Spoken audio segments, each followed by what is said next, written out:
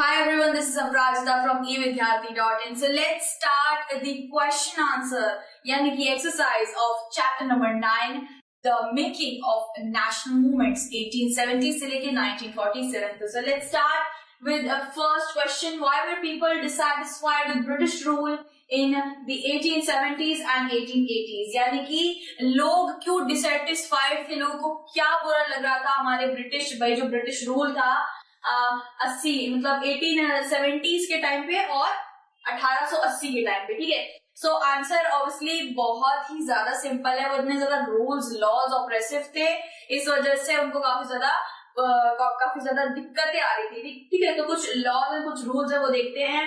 The British passed the Arms Act in 1878. Arms Act ला दिया गया था जिसके अंदर हथियार नहीं रख सकते हैं Indians, which disallowed Indians from possessing arms. ठीक है, Vernacular Press Act snatches freedom of speech and expression. The government will confiscate the newspaper if thinks anything critical. ठीक है, Ilbert Bill in 1883. Ilbert Bill में क्या था कि कोई भी इंडियन जज से ट्रायल नहीं कराएगा कोई भी ब्रिटिशर. इसको बाद में जाके खत्म कर दिया गया था. लोग कह रहे थे कि नहीं, हम इंडियन जज से अपना ट्रायल नहीं कराएंगे. सो बेसिकली ये था इल्बर्ट बिल. और वर्नाकुलर प्रेस एक्ट आप जानते ही हैं, प्रेस की फ्रीडम छीन ली गई थी. अगर कुछ भी ब्रिटिशर्स को लगता है कि उनके लिए कुछ भी गलत बोला जा रहा है, लिखा जा रहा है, तो उस प्रेस को यानी कि जो न्यूज़पेपर जो भी कुछ प्रिंट कर रही है उसको बंद कर दिया जाएगा, ताला लगा दिया जाएगा. क्वेश्चन नंबर 2 पे आता है, who did the Indian National Congress wish to speak for? Indian National Congress किसके लिए बेसिकली बात करती थी, यानी कि गोल रखती थी. ठीक है, Indian National Congress wish to speak for the entire people belonging to different communities and India. ठीक है, ऑफ इंडिया सॉरी.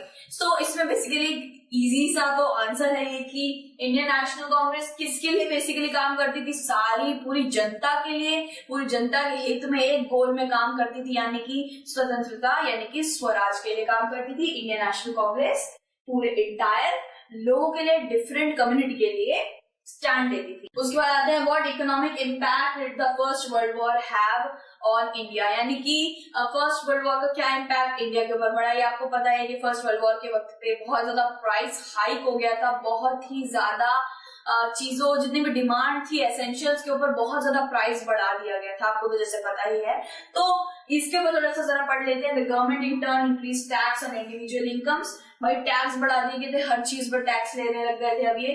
लेकिन बिजनेसमैन जो थे, जो जितने भी बिजनेसमैन थे, यानी कि अगर आप जो एसेंशियल आइटम्स, जो खाना हो गया, तेल हो गया, सब जो बेचते थे, उनके ऊपर तो पैसे बढ़ा दिए गए थे. जो भी बिजनेस कर रहे थे ना उस चीज का, उनको बहुत ज्यादा प्रॉफिट हो रहा था. और मिलिट्री एक्सपेंडिचर, यानी कि वर्ल्ड वॉर में मिलिट्री एक्सपेंडिचर को ठीक करने के लिए वो पैसे चाहिए होते, तो वो पैसे इंडियन से, कॉमन जनता से लूट के भाई वो पैसे इकट्ठा कर रहे थे. साथ ही साथ क्या था, sharp prices which badly affected the common mass, but somehow Indian got his boom. ठीक है, इंडियन गॉट हिज बूम. इसका मतलब क्या होता है कि वर्ल्ड वॉर के टाइम पे इंग्लैंड पहले क्या करता था, कॉटन सप्लाई करता था ऑल ओवर द वर्ल्ड में. लेकिन उसके बाद जब वो वर्ल्ड वॉर में डायरेक्टली इन्वॉल्व हो गया था, जब वो वर्ल्ड वॉर कर रहा था, तो उसके अंदर इंडिया उसकी जगह ले गया था. और इंडिया ने क्या करने लग गया था, इंडिया टेक्सटाइल बनाने लग गया था. इंडिया कॉटन सप्लायर बन गया था सबसे बड़ा. ठीक है, सो इकोनॉमिक इम्पैक्ट तो यही था बेसिकली कि प्राइसेस बहुत शार्प हो गए थे, एसेंशियल आइटम्स में भी शार्पनेस आ गई थी प्राइसेस में, एंड बहुत ज्यादा डिमांड कर रहे थे ये लोग कॉमन जनता से. क्वेश्चन नंबर 4 है, what did the Muslim league resolution of 1940 ask for? Muslim league resolution 1940 में आपको जानते हैं 1940 में उसने क्या मांगा था. वो तो बहुत पहले बन चुका था, लेकिन क्या गुहार लगा रहा था, उनको क्या चाहिए था. Muslim League Resolution of 1940 asked for independent states for Muslim in the northern, western and eastern area of the country. The resolution did not mention partition or the name of Pakistan. ठीक है, so basically इन्होंने partition का कुछ नहीं बोला था कि हमें पार्टीशन ही कर दो. इन्होंने कुछ इंडिपेंडेंट स्टेट्स मांगे थे मुस्लिम लोगों के लिए 1940 में कि आप नॉर्थ, वेस्ट और ईस्टर्न जगहों पे हमें एक छोटे छोटे इंडिपेंडेंट स्वतंत्र देश दे दीजिए, जिससे वहां हम मुस्लिम जनता रह पाए. पार्टीशन की बात इन्होंने नहीं करी थी, वो बहुत आगे जाके उसके बारे में बात स्टार्ट हुई. Who were the moderates? How did they propose to struggle against British rule? आपको तो पता ही है कि moderates कौन होते हैं, जो वायलेंस नहीं करते हैं, जो सेंट्रल पार्टी में एक सेंट्रल रोल होता है उनका, जो पॉलिटिकली खेलते हैं, यानी कि कोई भी वायलेंस ना करके, कोई भी सत्याग्रह स्ट्रगल ना करके वो लोग पब्लिश करते हैं न्यूज़पेपर्स, आर्टिकल, उसके अंदर फीलिंग दर्ज करते हैं अपनी, नॉन वायलेंस नहीं करते, नॉन वायलेंस में रहते हैं, ठीक है। The moderates were against taking extreme actions, यानी कि एक्सट्रीम एक्शन के अगेंस्ट रहते हैं ये।